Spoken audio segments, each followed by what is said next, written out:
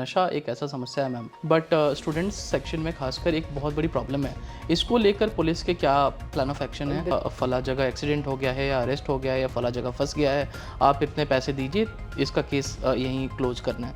एक इस तरह की हरकतें हो रही हैं। पूरा जो पुलिस महकमा है वो स्टूडेंट्स के कंप्लेंट पे एक्ट करता है। मैं ये समझना चाहता हूँ कि जो ये स्टूडेंट हेल्पलाइन और स्टूडेंट हेल्प डेस्क हैं, एक कंप्लेन रजिस्टर होती है, उस पॉइंट से लेकर के उस कंप्लेन के निस्तारण तक का प्रोसेस क्या होता है? एक बार आज तक मैंने अपनी मेरी जो इतनी हाइट रही है तो मैं हमेशा ऐसे करके चलती थी। जी, उसके बाद आप सेवा में आती हैं और अलग अलग जगहों पे आपकी पोस्टिंग होती है और फिर आपको एक उपनाम मिलता है, एक टैग मिलता है राजस्थान की लेडी सिंघम का। जिस दिन आपने पदभार ग्रहण किया था उसके बाद के इंटरव्यूज़ में आपने प्राथमिकता बताई भी थी कि स्टूडेंट्स को स्ट्रेस फ्री रखना और स्टूडेंट्स को एक सेफ़ इन्वायरमेंट देना आपकी प्रायोरिटीज़ में से एक रहेगा।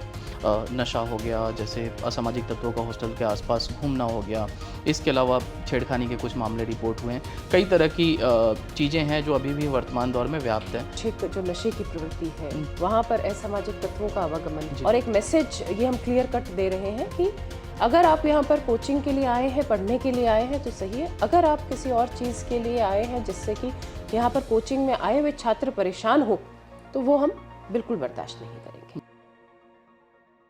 वर्षों पहले दूरदर्शन पर एक धारावाहिक आती थी, नाम था उड़ान। उड़ान के केंद्र में थी धारावाहिक की नायिका कल्याणी सिंह।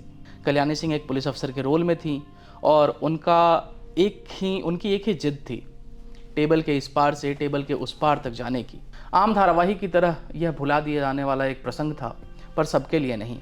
उस धारावाहिक से प्रभावित होकर एक शख्सियत पहले कठिन तपस्या करके, कठिन मेहनत करके एमबीबीएस की पढ़ाई पूरी करती हैं, फिर एमडी करती हैं, उसके बाद एक रेप्यूटेड कॉलेज में असिस्टेंट प्रोफेसर की नौकरी मिल जाती है, लेकिन मन अभी भी टेबल के इस पार से टेबल के उस पार जाने के लिए लगा हुआ था और उसी कोशिश में पहुंचती हैं 2016 में इंडियन पुलिस सर्विस में। आज की हमारी गेस्ट हैं भारतीय पुलिस सेवा की अफसर, राजस्थान कैडर की 2016 बैच की अफसर, कोटा सिटी की एसपी डॉक्टर अमृता दुहान मैम। बहुत बहुत स्वागत है मैम आपका। आज मैम की तबीयत भी थोड़ी ठीक नहीं है और बहुत समय की पाबंदी है, फिर भी मैम ने हमें वक्त दिया, बहुत बहुत धन्यवाद मैम एक बार फिर से। तो मैम इस चर्चा को शुरू करेंगे, सबसे पहले आपके जर्नी पे चलते हैं। आप एमबीबीएस किया आपने, फिर एमडी करी, फिर आप बतौर असिस्टेंट प्रोफेसर आपने बीपीएस में पढ़ाया। सबसे पहले आप अपने एमबीबीएस के दौर में ले चलिए हमें। तैयारी कैसी थी, कहाँ से करी थी आपने और किस तरह का माहौल था उस वक्त मेडिकल की परीक्षाओं को लेकर के?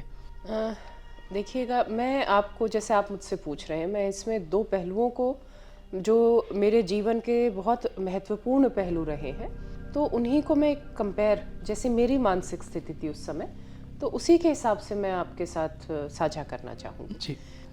ये वर्ष 2002 में मेरा एमबीबीएस में एडमिशन हुआ। उस समय पर बहुत कम कॉलेजेस होते थे, सिर्फ सरकारी कॉलेज हुआ करते थे, बहुत कम सीट्स हुआ करती थी और हमारे, जैसे मैं हरियाणा से बिलोंग करती हूँ, बस एक ही मेडिकल कॉलेज हुआ करता जी। था। तो अब उस समय पर, लेकिन मैं हमेशा से ही एक बहुत हार्ड वर्किंग सिंसियर स्टूडेंट रही और मैंने हमेशा से ही जैसे मेहनत को अपना एक मजबूत स्तंभ अपने जीवन का माना। तो उसी में जैसे आप क्या होता है कि एक अपना जो मिडिल क्लास फैमिली होती है उसमें दिमाग में शुरू से ही डाल दिया जाता है कि हमारे समय पर हम तब यूँ सोचा करते थे सिर्फ दो ही ऑप्शन है, एक मेडिकल और एक इंजीनियरिंग। जी। बेटी अगर अच्छी है पढ़ाई में तो वो मेडिकल कर ले, अगर नहीं हो रहा है तो टीचर बन जाए, जी। है ना। तो वो मानसिकता थी। तो तब मैं टॉप किया करती थी अपनी, तो दिमाग में फिर यही, सबने भी यही सोचा, मेरे भी दिमाग में यही बैठ चुका था कि यही मेरी मंजिल है, डॉक्टर बन। और तब लेकिन उस समय यूँ हुआ कि मैं, क्योंकि बड़ी आसानी से शुरू में तो मुझे बहुत मेहनत, लेकिन मेहनत फिर मेरे लिए एक आसान चीज़ बन गई। बिल्कुल। तो वो मैंने जैसे बहुत मतलब कम मेहनत में भी 11th-12th में अच्छे मार्क्स आ गए। तो मुझे लगा कि मेडिकल भी कर लूँगी, कोई बड़ी बात नहीं है। फिर मैंने डे ड्रीम शुरू कर दिया, किताब सामने रखी और मैं सोचा अच्छा ये हो जाएगा, मेरा नहीं हुआ। ओके। है ना, मैं उस समय पर ओवर कॉन्फिडेंट थी। पहले अटेम्प्ट में? पहले अटेम्प्ट मतलब 12th के साथ मेरे पास मेडिकल प्लस बायो था। ओके। तो मैं तब उस समय पर, मतलब ये नहीं कहते कि हम कई बार सोच जाते हैं कि अच्छा ये कर लेंगे और हो जाएगा, अभी तक भी तो बड़ी इजीली हाँ मतलब करते आए हैं। वो मेरे लिए सबसे बड़ी भूल थी और सबसे बड़ी सीख थी जी। कि अगर आप कुछ सोचते हैं करने की तो उसके लिए उतनी मेहनत आपको देनी चाहिए। बिल्कुल। फिर मैंने ड्रॉप करके और मैंने दोनों ही किए, मेडिकल भी और इंजीनियरिंग भी। मैथ्स भी पढ़ा और बायो भी पढ़ा। अगले वर्ष मेरा इंजीनियरिंग में भी एडमिशन हुआ और मेरा मेडिकल में भी। ये एक बहुत इंपॉर्टेंट इंसाइट है। आपने इंजीनियरिंग की परीक्षा भी पास करी और मेडिकल की परीक्षा भी पास करी। और मेडिकल की परीक्षा भी पास की। फिर तब मुझे पता चल गया कि जो मेहनत का महत्व क्या होता है, मेहनत के साथ साथ टाइम मैनेजमेंट का महत्व क्या होता है, और उसके साथ साथ आपकी जो एक आप जब तैयारी कर रहे होते हैं तो उसमें मानसिक स्थिति का क्या महत्व होता है जी। आपके पास कितनी स्ट्रॉन्ग विल है उस चीज़ को करने की। हम हमेशा हमारी लाइफ में डाउन्स अप ऐसे चलते रहते हैं, तैयारी के दौरान भी वही सेम रहता है। कभी आपके अच्छे मार्क्स आ गए किसी टेस्ट में तो आप बहुत अच्छा आपको लगेगा, कभी आपके नहीं आए तो आप थोड़ा सा लो फील करते हैं। लेकिन अपने को जो ध्येय है, जो एम है आपका, उससे कभी नज़र नहीं हटानी चाहिए। हमेशा उसी तरफ देखना चाहिए कि क्या आपको वो चाहिए। जी। अब फिर उसके बाद मैं इसका कंपैरिजन फिर मतलब उसमें मैंने एमबीबीएस में, फिर उसके बाद एमडी में मैंने बहुत मेहनत की।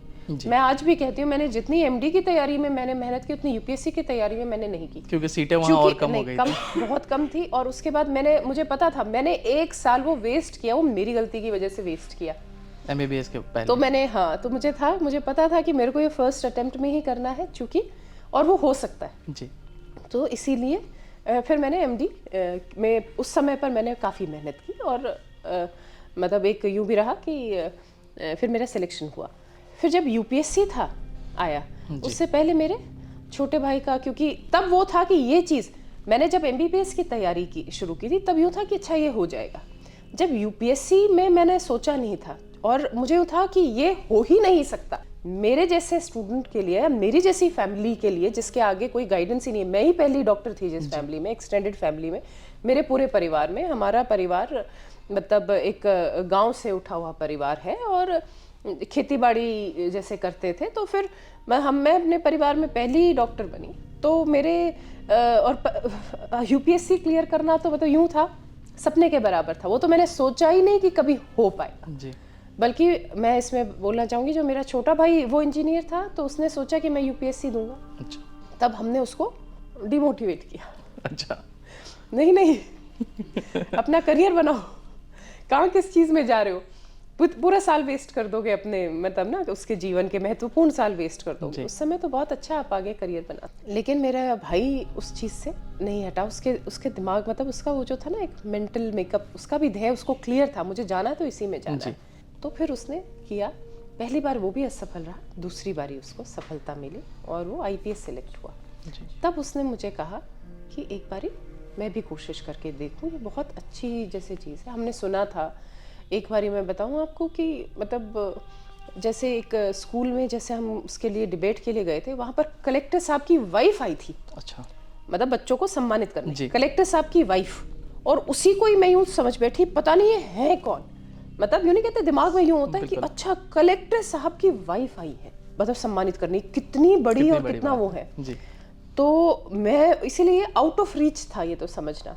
किंतु फिर जब देना था तो वापस फिर एक बारी मन मना लिया कि देना है तो फिर पूरी मेहनत के साथ देना है। और शायद इस बीच आपकी नौकरी स्टार्ट हो चुकी थी? नौकरी स्टार्ट हो चुकी थी, बच्चा था मेरा जी, सब चीज़ें थी, पूरी जिम्मेदारी थी, घर की जिम्मेदारी थी, बच्चे की जिम्मेदारी थी, प्रोफेशनली जिम्मेदारी थी। बट फिर वही है कि ठान लिया तो अपना, मैं ये नहीं देखती कि रिजल्ट क्या रहे जी। मैं मतलब चाहे उसकी सोचने की मतलब मैं, लेकिन आपको सही बताऊँ मैं कभी ये नहीं सोचती कि रिजल्ट क्या रहे जी। मैं हमेशा सोचती हूँ कि सिर्फ और सिर्फ अपने बलबूते में जितना है, जितना अपना बेस्ट कर सकते हैं उतना अपने को करना है जी, है ना। फिर रिजल्ट जो भी रहे उसको एक्सेप्ट करना है। तो उस मानसिकता के साथ मेहनत करती हूँ। मुझे मालूम है मेहनत कभी वेस्ट नहीं जाती। बिल्कुल। आज मुझे रिजल्ट नहीं मिला, मुझे सूत के साथ जीवन में आगे किसी समय पर वो रिजल्ट ज़रूर मिलेगा। मैम, समर की जिम्मेदारियों के साथ आपने यूपीएससी की तैयारी की एंड उस समय अगर आप देखा जाए तो आमतौर पे पुलिस सेवा में खासकर एक सर्टेन अंडरस्टैंडिंग है कि एक पार्टिकुलर एज ग्रुप के लोगों को ज़्यादा वरीयता मिलती है। और आप पूरी पढ़ाई करने के बाद वापस एक तो तैयारी में आई, फिर आईपीएस सेलेक्ट करने के पीछे का क्या रीज़न था? कोई और सेवा क्यों नहीं? नहीं नहीं नहीं, इसका रीज़न कुछ नहीं था। देखिएगा, उसमें यूपीएससी में आपको रैंक के हिसाब से जी। मिलता है, मेरिट के हिसाब से आपको allot Preference होता है। तो फिर भी प्रेफरेंस आईएएस और दूसरी आईपीएस थी। तो मेरा जैसे रैंक था 134, ओके। और तो आईएएस की सीट्स 90 हाँ जी 90 odds। 90 रहती हैं, तो फिर मुझे आईपीएस अलॉट हुआ। अच्छा, तो मतलब पहले मेरे को उस प्रेफरेंस दिन, आप। लेकिन मैं इस चीज़ से मैं आज बहुत खुश हूँ कि मुझे आईपीएस अलॉट हुआ। जी। हमेशा आज तक मैंने अपनी, मेरी जो इतनी हाइट रही है, तो मैं हमेशा ऐसे करके चलती थी जी। कि मेरी हाइट छुपी रहे। अब मैं बिल्कुल सीधे कंधे करके चलती क्योंकि हूँ। सेवा वैसी मिली हुई है। अच्छा मैम, फिर उसके बाद आप ट्रेनिंग के लिए गई और फिर वहाँ भी आपने 3 पुरस्कार जीते, 3 ट्रॉफी जीती और अपने बैच की वन ऑफ द बेस्ट में से थी। उस ट्रेनिंग पीरियड के अनुभव को अगर थोड़ा आप ब्रीफ में साझा करें। अरे नहीं नहीं, वो तो वही है कि मैंने उस समय यही कहा कि ये तो ट्रॉफी जीतने की उम्र तो मेरे बच्चे की है इस समय। जी। नहीं, उसमें भी मैंने, देखिएगा, क्योंकि मैं थोड़ी एप्रीहेंसिव थी उस समय कि मैं कर पाऊंगी नहीं कर पाऊंगी, आउटडोर कर पाऊंगी नहीं कर पाऊंगी, तो इसीलिए मैंने अपनी तरफ से थोड़ा ज़्यादा इनपुट दिया था। सिंसियर तो मैं थी ही, बिल्कुल। है ना, एक डिसिप्लिन्ड लाइफ मैंने हमेशा जी है, जी। तो उसी का ही रहा। मैंने कोई उसके लिए प्रयास नहीं किए, बिल्कुल ना ही। वही मैं कह रही हूँ ना कि ना ही मेरा एम था उस चीज़ को लाना। मेरा बस यूँ था कि अच्छी तरह से मेरी ट्रेनिंग हो जाए और जो मैं करूँ अच्छा करूँ, बस उतना ही था। फिर मैम उसके बाद आप सेवा में आती हैं और अलग अलग जगहों पे आपकी पोस्टिंग होती है और फिर आपको एक उपनाम मिलता है, एक टैग मिलता है राजस्थान की लेडी सिंघम का, मीडिया के द्वारा। इस पे आपकी क्या राय है और किस वो तरह तो से? जनता का प्यार जी। है ना, मीडिया का सम्मान है कि मतलब कि उन्होंने मुझे इस लायक समझा। किंतु वही है, मैं कहती हूँ कि अगर आपने वर्दी पहनी है और जिस पद पर मैं पदस्थापित हूँ, तो वहाँ पर मैं बिल्कुल फ़र्क नहीं करती कि लेडी पुलिस ऑफिसर या मेल जेंट्स पुलिस ऑफिसर इस पद पर पुलिस ऑफिसर ही रहता है। बिल्कुल। मैं उन्हीं के ही समकक्ष एक कंपटीशन में आई हूँ, जी। तो वही कैपेबिलिटीज़ मेरी भी हैं और वही प्रूव करने के लिए यहाँ पर मैं बैठी हूँ। बिल्कुल मैम। मैम, ये बात हुई आपकी जर्नी की। आमतौर पे हमारे शो के केंद्र में कोटा होता है, पर आज हमारे शो के केंद्र में कोटा के साथ साथ आप भी हो, बिकॉज़ आपकी जर्नी ना सिर्फ बतौर कोटा की पुलिस कप्तान स्टूडेंट्स के लिए इम्पॉर्टेंट है, आपकी जर्नी, क्योंकि आप वो तमाम संघर्षों को देखकर, तमाम संघर्षों से पार पाकर यहाँ तक पहुँची हैं जो आज कोटा में रह रहे स्टूडेंट्स फेस कर रहे हैं। तो जब कोटा में, इसके पहले भी आपकी एक पोस्टिंग कोटा में थी और अब जब आप बतौर पुलिस कप्तान कोटा में पोस्टेड हैं, इस समय आपके लिए बतौर स्टूडेंट्स सेक्शन को अगर देखें तो सबसे बड़ी चुनौती क्या रही और किस तरह का अभी आप पर्सपेक्टिव देख रही हैं कोटा स्टूडेंट्स को मैं लेकर के? पहले भी जैसे एज एसपी या डीसीपी जिलों में पदस्थापित रही। जी। वो राजस्थान के ज़िले, कोटा राजस्थान के ज़िले के साथ साथ इसका राष्ट्रीय जो मैप है उस पर एक महत्वपूर्ण स्थान है। जी। देश भर के माता पिता ने विश्वास कर अपने 15, 16, 17 साल के बच्चों को, जो बालिग भी नहीं हुए, यहाँ पर एक कोचिंग के लिए भेजा है। तो उन्हें ना तो सिर्फ उन कोचिंग इंस्टीट्यूट्स पर बट शहर पर भी एक विश्वास है बिल्कुल। कि यहाँ पर उनके बच्चे सुरक्षित रहेंगे, अच्छा एनवायरनमेंट मिलेगा। तो ये एक बिल्कुल पिक्यूलियर चीज़ है कोटा सिटी। अभी कुछ दिनों से जैसे ये चल रहा था कि जो भी कोई कोटा की कोई भी बात है उसको वो नेशनल न्यूज़ तुरंत बन रही है। यहाँ पर आकर जब मैंने ज्वाइन किया तो उस दिन भी 2 बच्चे लापता चल रहे थे। तो जिस दिन ज्वाइन किया उस दिन बड़ा खेद मुझे हुआ कि एक बच्चे का कि जो सुसाइड करके और गरड़िया महादेव पे उसकी मिली, किंतु दूसरा बच्चा हम जलपाईगुड़ी से बिल्कुल सेफ लाने में सक्षम रहे और सफल रहे। तो वो अलग उपलब्धि थी। फिर जितने भी देखे, मतलब अगर फिर अभी एक बच्चा हम केरला से लेकर आए हैं, वो नवंबर माह में चला गया था और वो केरला से हम उसको दस्तयाब करके लाए हैं। ऐसे एक बच्चे को हम अभी उधर से उत्तराखंड से लेकर आए थे। तो कई कारण रहते हैं बच्चों के, जैसे कई बारी वो उनको होम सिकनेस हो जाती है ना। तो ये सब चीज़ें देखकर यूँ लगा कि यहाँ पर करने के लिए बहुत है। फिर पता चला जैसे और ज़्यादा बच्चों से बात की तो यहाँ कुछ एक जो नशे की प्रवृत्ति है जी। है ना। वहाँ पर जो कोचिंग जहाँ पर रहते हैं, कोचिंग स्टूडेंट्स रहते हैं, वहाँ पर असामाजिक तत्वों का आवागमन है। तो यूँ लगा कि कुछ शायद कमी है, तो वो कमी नहीं होनी चाहिए। जो विश्वास है देश का, देश में माता पिता का कोटा सिटी के ऊपर, वो विश्वास बनाए रखना जिम्मेदारी है प्रशासन की भी और पुलिस की भी, और हमें उस जिम्मेदारी को बखूबी निभाना चाहिए। उसके लिए हमें बेस्ट अपनी तरफ से देना चाहिए। तो सबसे बड़ा इसीलिए मेरे लिए जो प्राथमिकता थी वो कोचिंग स्टूडेंट्स, कोचिंग एरिया को लेकर थी। उसके बाद दूसरी जो यहाँ पर क्राइम, क्रिमिनल्स, पुलिस का व्यवहार जी। और आम जन के में विश्वास रखना। कोटा एक क्रिमिनल सिटी भी मतलब पहले से काफ़ी उसमें मतलब एक क्रिमिनल क्राइम वाइज एक थोड़ा महत्वपूर्ण एक रहता है यहाँ पर। तो वो भी चीज़ था कि इनको अपने को मैनेज करना है और सब पहलुओं पर मेहनत करनी है। मैम, जिस दिन आपने पदभार ग्रहण किया था उसके बाद के इंटरव्यूज़ में आपने प्राथमिकता बताई भी थी कि स्टूडेंट्स को स्ट्रेस फ्री रखना और स्टूडेंट्स को एक सेफ़ इन्वायरमेंट देना आपकी प्रायोरिटीज़ में से एक रहेगा। आपने कुछ मुद्दे गिनवाए, जैसे नशा हो गया, जैसे असामाजिक तत्वों का हॉस्टल के आसपास घूमना हो गया, इसके अलावा छेड़खानी के कुछ मामले रिपोर्ट हुए हैं। कई तरह की चीज़ें हैं जो अभी भी वर्तमान दौर में व्याप्त हैं। तब से लेकर अब तक मैम किस तरह के स्टेप्स लिए गए हैं और किस तरह के स्टेप्स आगे लिए जाने प्लान्ड हैं, इस पर अगर आप थोड़ा प्रकाश डालें तो। बिल्कुल। जैसे मैं खुद भी कोचिंग एरियाज़ में मैं गई और वहाँ पे देखा कि हॉस्टल्स हैं बहुत सारे, और लेकिन वो सभी के जैसे सीसीटीवी कैमरा में भी हैं, किंतु जो कॉमन रोड है वहाँ पर सीसीटीवी कैमरा नहीं है। हर किसी के गेट पर है, अंदर है बिल्डिंग्स में, चाहे कोचिंग इंस्टीट्यूट्स हो चाहे हॉस्टल। तो सबसे पहला तो कि सारा का एरिया जो है कोचिंग एरिया वो सीसीटीवी से कवर्ड हो, ताकि कौन आ रहा है कौन जा रहा है ये हमारी निगरानी में हो। ना सिर्फ सीसीटीवी से कवर्ड हो बल्कि ऑप्टिकल फाइबर से वो किसी हमारे एक पुलिस विभाग की चाहे चौकी हो चाहे थाना हो वहाँ से कनेक्टेड हो, ताकि वहीं पे हमारा एक छोटा मिनी अभय कमांड सेंटर बन जाए जो कि कोचिंग एरिया के सभी उनमें हम नज़र रख सकें। दूसरा था कि वहाँ पर हमने स्टूडेंट हेल्प डेस्क अपने जैसे संचालित किए कि कोई भी बच्चा अगर किसी तरह से किसी परेशानी में है तो वहाँ आ सके। साथ में जो हमारे हेल्पलाइन नंबर्स हैं उनका ज़्यादा से ज़्यादा प्रचार प्रसार किया। कोई भी अगर कोई भी बच्चा अगर किसी मुसीबत में है तो वो उन नंबर्स पर फ़ोन कर सकता है, उन्हें तुरंत मिलेगी मदद।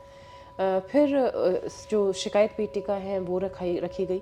और सबसे महत्वपूर्ण बात यह है कि हमने अपनी प्रेजेंस जो इवनिंग में अपनी प्रेजेंस कोचिंग एरिया में बढ़ाई, ताकि जो असामाजिक तत्व हैं वो उससे डरें कि यहाँ पर पुलिस है, हमें नहीं करना। फिर जो बच्चे यहाँ पर काफ़ी सालों से रह रहे हैं, कोचिंग नहीं ले रहे हैं, जैसे कई बार होता है कि कोचिंग ले रहे हैं, एक साल ड्रॉप कर दिया वापस तैयारी करने के लिए, वो नहीं।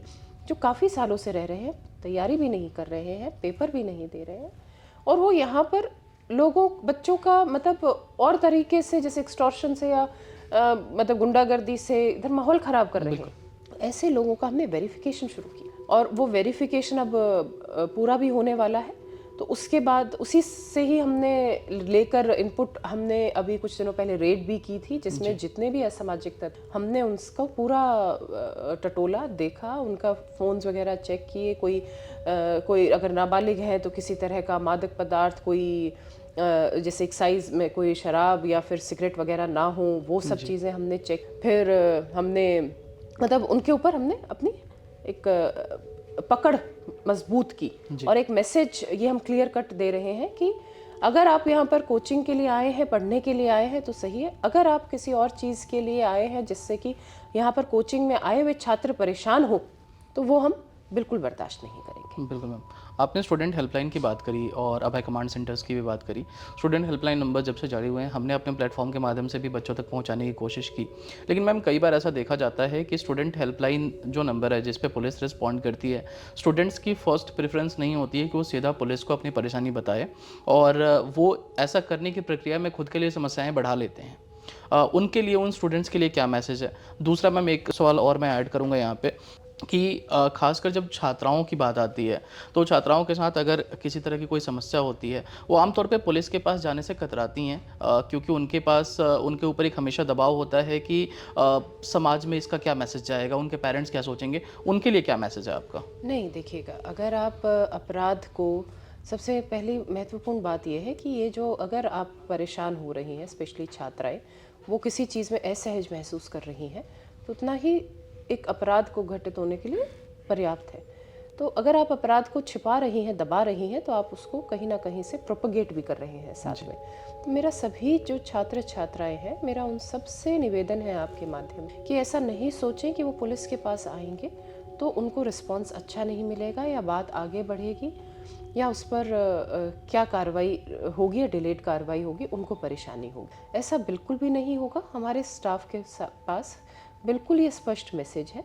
महिला एक जो हमारा जो हेल्पलाइन नंबर है उस पर कॉल करते हैं तो तुरंत उस पर कार्रवाई होती है। मैं खुद उसको मॉनिटर करती हूँ। जो हमारे स्टूडेंट हेल्प डेस्क है उसमें महिलाएं ही हैं पुरुषों के साथ, मेन मतलब जो है ज़्यादा मुख्यतः महिलाएं हैं। वो जाती हैं, अगर मेरे पास कोई भी हेल्प आती है किसी भी तरह से, मेरे पर्सनल फ़ोन पर भी आते हैं कई कॉल्स, तो मैं तुरंत उधर ही डाइवर्ट करती हूँ और डायरेक्ट करती हूँ कि इसका निस्तारण तुरंत होना चाहिए। और स्टाफ भी हमारा अच्छे से अच्छा व्यवहार रखेगा। और अगर छेड़खानी, महिला उत्पीड़न वाले मामले होते हैं उसमें हम कभी भी पीड़िता का नाम उजागर नहीं करते हैं।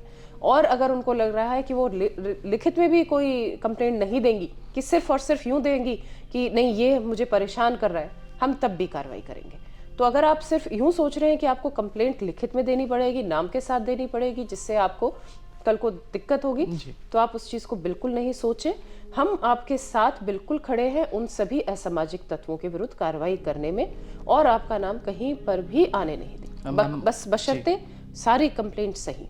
बिल्कुल, वो पहली शर्त है। हाँ बिल्कुल जी मैम, आपने इन समस्याओं की बात करी। एक और समस्या है जो आमतौर पे स्टूडेंट्स बहुत फेस करते हैं, वो है सिक्योरिटी मनी जो हॉस्टल्स और पीजीज में लिया जाता है उसके रिफ़ंड से जुड़ा हुआ। कई बार गाइडलाइंस आई, कई बार प्रशासन की तरफ से भी प्रयास हुए, पर कोई सॉलिड नतीजा देखने को नहीं मिलता है। हर दूसरे दिन तीसरे दिन हमारे पास स्टूडेंट्स रीच करते हैं कि फ़लाँ हॉस्टल ने हमारी सिक्योरिटी मनी रख ली, फ़लाँ पीजी वाला सिक्योरिटी मनी रिफ़ंड नहीं कर रहा। इस पर किस तरह की प्रशासनिक कार्रवाई का प्लान ऑफ एक्शन है यहाँ पे, अगर कुछ है तो मैम? देखिए, इसमें प्रशासन के द्वारा गाइडलाइंस जारी की गई हैं और हमारी जैसे अभी हॉस्टल एसोसिएशन से भी मीटिंग रही थी, और मैक्सिमम हमारे पास कंप्लेंट सिक्योरिटी मनी से रिलेटेड ही आती है बच्चों की। तो उसमें जो गाइडलाइंस के अनुसार कार्रवाई अगर जो नहीं करते हैं वो हॉस्टल एसोसिएशन के माध्यम से हम उनसे कराते हैं। ये बहुत एक्सेप्शनल केसेस होते हैं, ऐसा नहीं होता कि ज़्यादा केसेस में रिफ़ंड नहीं होता। जैसे ही अगर कोई भी किसी भी तरह से मध्यस्थता होती है तो हम रिफ़ंड करा देते हैं जी। लेकिन वो गाइडलाइंस की जो है उसमें कुछ एक चीज़ें हैं जो दे रखी हैं, तो वो आनी चाहिए। मैम एक चीज़ और बताइए, आपने बहुत विस्तार से बताया कि कैसे पूरा जो पुलिस महकमा है वो स्टूडेंट्स के कंप्लेंट पे एक्ट करता है। मैं ये समझना चाहता हूँ कि जो ये स्टूडेंट हेल्पलाइन और स्टूडेंट हेल्प डेस्क हैं, एक कंप्लेंट रजिस्टर होती है, उस पॉइंट से लेकर के उस कंप्लेंट के निस्तारण तक का प्रोसेस क्या होता है, एक बार अगर वो स्टूडेंट्स के सेटिस्फेक्शन के लिए आप थोड़ा डिटेल में बता सकें तो? बिल्कुल, जैसे ही हमारे पास कोई कॉल आता है तो उसमें तुरंत वो जो फ़ोन नंबर पे जिस पे कॉल आता है, हम चाहे तो अगर समय देखते हैं, दिन है रात है, अगर ऑड टाइमिंग्स है, स्टूडेंट हेल्प डेस्क उस समय पर संचालित नहीं है, तो हम जो संबंधित थाना है उसके पास फ़ोन करते हैं। वहाँ से तुरंत उस जो है छात्र या छात्रा है, विद्यार्थी स्टूडेंट है, उसके पास कॉल जाता है। उसको अप्रोच करते हैं सिविल ड्रेस में, जी। वर्दी में नहीं, सिविल ड्रेस में अप्रोच करते हैं। उसकी जो भी प्रॉब्लम है उसको समझते हैं और हाथों हाथ उसका निस्तारण करते हैं। क्योंकि कई बार बहुत छोटी, अभी कुछ दिनों पहले आया था कि मुझे मेस में, मैं वहाँ से हूँ मतलब उस तरफ से, वेस्ट बंगाल से, और बहुत ज़्यादा मिर्च डाल देते हैं, मिर्च से नहीं खाई जाती। ये पुलिस कंप्लेन आई थी? ये पुलिस कंप्लेंट आई थी, लेकिन हमने फिर भी जाके हॉस्टल संचालक से कहा कि इनका अलग से खाना आप बनवाइएगा। तो ये इस तरह हम मतलब कई ऐसी होती है जो हाथों हाथ भी हम सॉल्व कर होती है। लेकिन ये बिल्कुल 100% है कि जो भी हमारे पास बच्चों की आती है वो हम उस पर काम करते हैं। अब एक तरह की मैं और कंप्लेंट बताती हूँ। एक बार एक बच्ची का मेरे पास फ़ोन आता है कि मैडम मेरे पास व्हाट्सएप पर ना एक मैसेज आया था कि उन्होंने कहा कि आपको आपका इन्वेस्टमेंट करके आप इस पे इन्वेस्ट करें और आपको इंटरेस्ट काफ़ी अच्छा मिलेगा। मैं एक बिल्कुल गरीब परिवार से आती हूँ, दूर बिहार से थी वो बच्ची, तो मुझे लगा, मैंने एक बार तो उसको इग्नोर किया, लेकिन वो बार बार उसने मुझे परस्यू किया। तो मैंने कहा नहीं नहीं बेटा, को ऐसा नहीं करना चाहिए था, आपको उसको ब्लॉक कर देना चाहिए था। नहीं, उसने मेरे से फिर ज़बरदस्ती वो करवाया, तो मैंने उसमें इन्वेस्ट कर दिए। उसके जो इंस्टॉलमेंट के पैसे थे माता पिता ने इकट्ठे करके उसको जो दिए थे 43,000 रुपये जी। उसने 1, 2, 3 तारीख को, मेरे पास 3 मार्च को आया था, तो उसने 1 तारीख, 2 तारीख, 3 तारीख को अलग अलग इंस्टॉलमेंट में, सिर्फ इसीलिए कि मेरे पास ज़्यादा पैसे आ बेटर जाएंगे इंटरेस्ट और हाँ अच्छे मतलब, और मैं शायद अगली इंस्टॉलमेंट में पेरेंट्स से नहीं लेना पड़े। तो उसने ऐसे 3 तारीख को जब उसको लगा कि अब तो मतलब ये मेरे पैसे वापस नहीं आ रहे और कहीं ना कुछ गड़बड़ है, तो अब 3 तारीख को फ़ोन किया तो मैंने तुरंत एक बार अपनी जो स्टूडेंट सेल को एक्टिवेट करके उसका जो अकाउंट्स है जिसमें गए वो ब्लॉक कराए। लेकिन 1 और 2 तारीख को जो गए थे पैसे वो तो ऑलरेडी कहीं से यूटिलाइज बिल्कुल हाँ असम और वेस्ट बंगाल से निकाल लिए गए थे, ये भी नहीं पता कहाँ से मतलब कहाँ चले गए। सिर्फ 13,000 रुपये बचे थे। तो मैंने फिर बच्ची को कहा, मैंने कहा सिर्फ 13,000, उसका बच्ची का फिर से आया, बोलते नहीं मैडम अब मेरी तो मेरे इंस्टॉलमेंट में अपने माता पिता से नहीं मांग। इस चीज़ में देखिएगा, हम क्राइम में तो आपकी मदद कर सकते हैं उसको रोकने में, है ना, और फिर लेकिन अब इसकी वजह से हम मतलब कितने सारे बच्चों के साथ ऐसा होगा, तो वो चीज़ हम नहीं करवा पाएंगे। बिल्कुल ना बिल्कुल सही बात वो है। हम फीस माफ हम नहीं करवा पाएंगे। मुझे बड़ा भारी दिल से उस बच्ची को कहना पड़ा कि नहीं बेटी मैं ऐसा मेरे उसमें नहीं है। ये बच्चों को बात समझनी पड़ेगी जी, है ना, और ये भी समझना पड़ेगा there is no easy way to money, उसके लिए मेहनत ही करनी पड़ेगी। अगर आपको कोई बैठे बैठे कोई आ रहा है कह रहा है आपको लुभा रहा है कि आपको पैसे मिलेंगे, तो आप प्लीज़ अपने पेरेंट्स की हार्ड अर्नड मनी को आप इस तरह से आप साइबर फ्रॉड में ना इस आंसर से मैम 3 छोटे छोटे पॉइंट्स निकल के आए। पहला, एक अभी कुछ दिन पहले अगर आपने भी सुना होगा और आपने शायद इस पे एक वीडियो भी रिलीज करी थी कि बहुत सारे स्टूडेंट्स को और बहुत सारे स्टूडेंट के पेरेंट्स को ये फ़ोन जाता है कि आपका बच्चा फला जगह एक्सीडेंट हो गया है या अरेस्ट हो गया है या फला जगह फंस गया है, आप इतने पैसे दीजिए, इसका केस यहीं क्लोज करना है। एक इस तरह की हरकतें हो रही हैं। दूसरा ये कि मैम आप जैसे इस बच्ची का उदाहरण दिया आपने, इस तरह कुछ और बच्चे जो मिसिंग थे वो जब वापस आए तो आपकी अगर उनसे बात हुई हो कुछ, या कई मौके पे आपके पेरेंट्स से बात हुई होगी उन बच्चों के जो बच्चे किसी कारणवश सुसाइड कर लिए या मिसिंग हैं, वो आपके अकॉर्डिंग क्या मेन रीज़न होता है, अगर बच्चों के माइंडसेट से आप बता पाएँ तो?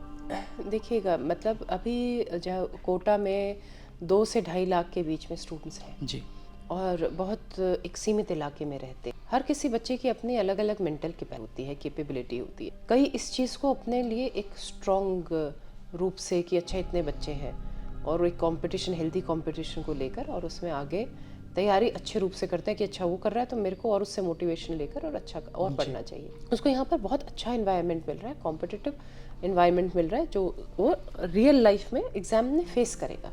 तो ये बहुत यूनिक चीज़ है। और सब जगह तो आप कुएं के मेंढक बन के रहते हो। बिल्कुल। आपको मतलब जो एक छोटा सा मतलब आप सोचते हो कि अच्छा यही है सब कुछ, जैसे मैंने अपनी 12th के दौरान मेडिकल के दौरान मैंने सोचा था, है ना। यहाँ पर आपको आपकी रियलिटी और कि आपको कितना किस चीज़ में कितनी आप क्या कमी है और आपको किस तरह से उस कमी को पूरा करके और आप इस जो आपके सपने हैं उनको आप आगे बढ़ना, उसमें लाइन में आगे बढ़ना चाहेंगे। तो वो जो चीज़ है एक मतलब, लेकिन कई ऐसे बच्चे हैं कि जो इसको प्रेशर मान लेते हैं, तो कहीं ना कहीं उनको यूँ लगता है कि अच्छा वो फला, उनको सोचते हैं कि वो तो फला तो सिलेक्ट हो गया, मैं नहीं हूँ जी। तो वो एक इसको सिर्फ और सिर्फ ये मान लेते हैं कि इस संसार में सिर्फ यही प्रोफेशन है, this is the end of life. अगर आप डॉक्टर नहीं बने, अगर आप इंजीनियर नहीं बने तो आप सर्वाइव ही नहीं कर पाओ। ये सबसे बड़ी गलतफहमी है। यही क्लियर करना आज के समय पर बच्चों को बहुत ज़रूरी है। Give your best but it is not the end of life, it is just the beginning of your life.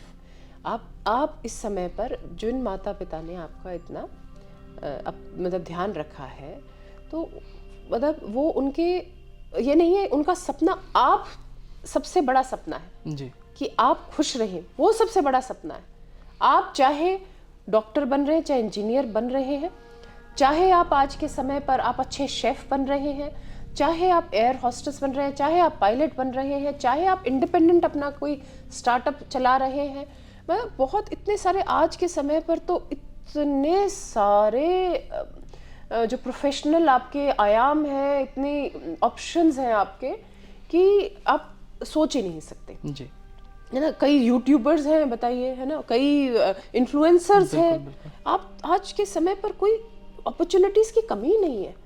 तो ये बहुत ज़्यादा सोचने की एक बात है कि सिर्फ और सिर्फ यही 2 प्रोफेशन नहीं है।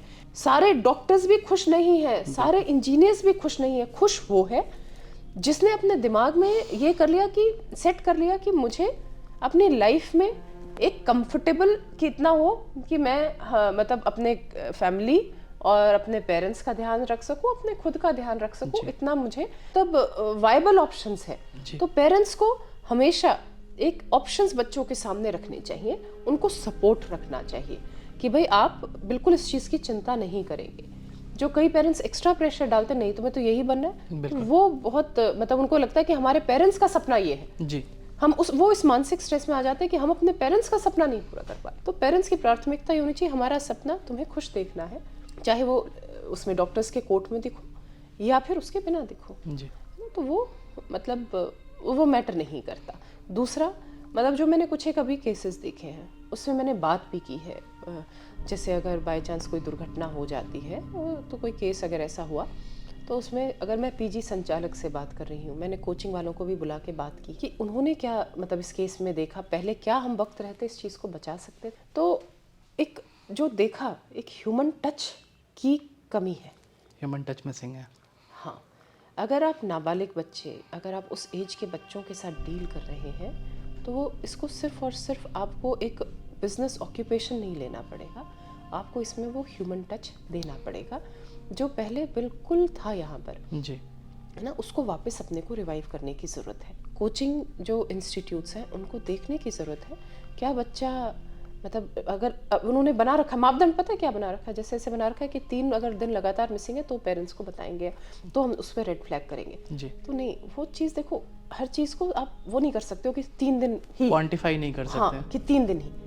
तो अगर कोई बच्चा 2 दिन में अगर नहीं आ रहा है, अगर कोई बच्चा टेस्ट में नहीं आ रहा है, अगर वो बच्चा अच्छा परफॉर्म नहीं कर रहा, वो बात नहीं कर रहा है किसी से, तो क्या आप उसको मिस कर दोगे? जी, वो क्वांटिफाई नहीं करना चाहिए। हर एक बच्चे को ऑब्जर्व तो आप कम से कम ऑब्जर्व तो कर ही सकते हैं, बात तो एक बारी सभी से एक बारी कर ही सकते हैं। किसी से रैंडमली ऐसे ही बात कर लो और सब ठीक है, उन्होंने किसी और ने मतलब बच्चे को कोई अभी तुम्हारा कोई ऐसा फ्रेंड तो नहीं है, तो वो जो एक मतलब इसको इंटरफेरेंस नहीं, उसको एक ह्यूमन टच माने और वो अपनी जिम्मेदारी है। ऐसे पीजी या हॉस्टल संचालक, बच्चा आ रहा है कब जा रहा है उसका सिर्फ रजिस्टर में एंट्री करना अपनी जिम्मेदारी नहीं है। बिल्कुल। एक बार ये अच्छा खाना भाई अच्छा रूम पे मंगवाया है, ये तो बताओ रूम पे मंगवाने का कोई और कारण तो नहीं है ना, सब ठीक तो है, जी, पढ़ाई कैसी चल रही है, अच्छा मार्क्स एक बार ही दिखाओ।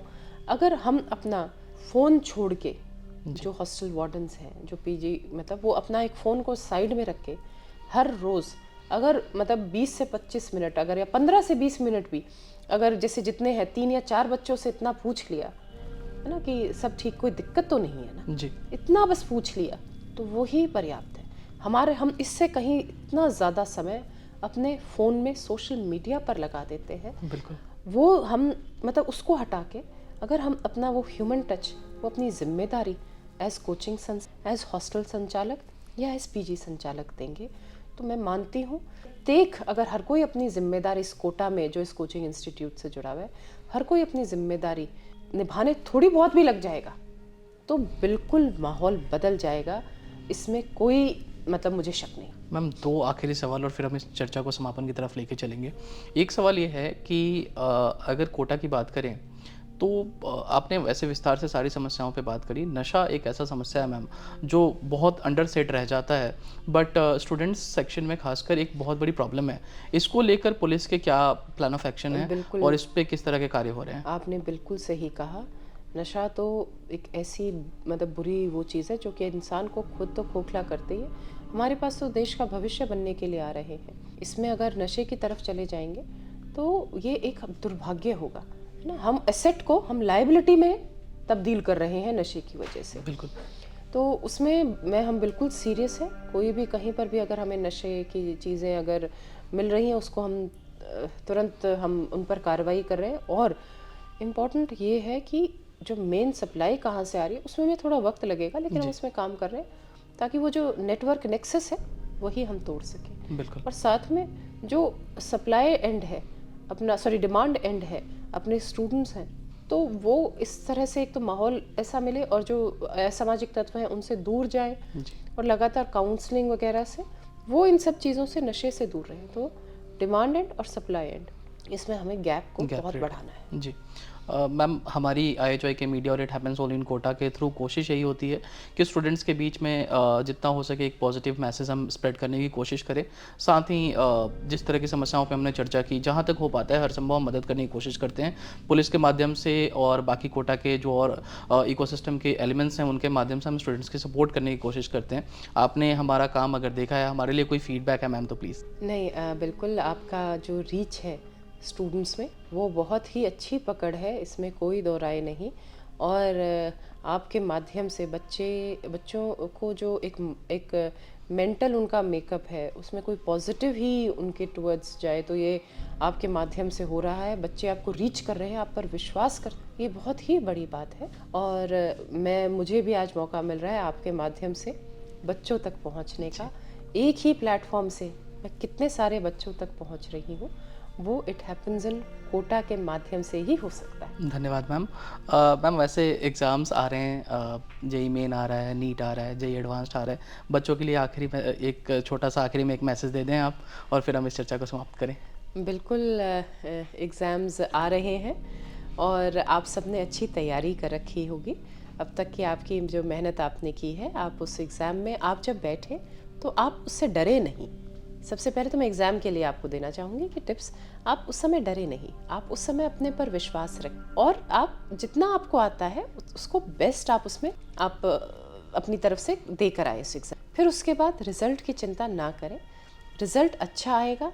अगर पॉजिटिव आया तो अच्छा, और अगर जितना आप सोच रहे थे उतना नहीं आया तो और भी अच्छा, क्योंकि आपके पास आगे आने वाले समय में बहुत सारी अपॉर्चुनिटीज़ आएंगी। हमारे यहाँ पर देसी भाषा में कहते हैं, मन का हो तो अच्छा और मन का ना हो तो और भी अच्छा।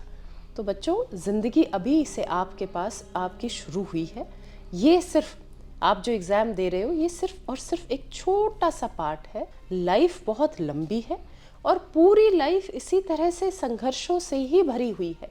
ये पहला संघर्ष है आपके जीवन में, तो इसको आप एक सिर्फ और सिर्फ एक सीढ़ी के रूप में माने।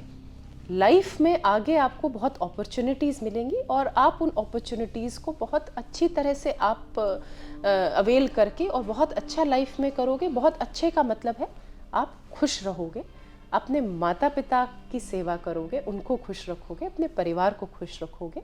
ये है मतलब। सिर्फ और सिर्फ प्रोफेशनली अच्छा करना जीवन का एम कभी नहीं होना चाहिए। बहुत बहुत धन्यवाद मैम, आपने अपना वक्त दिया।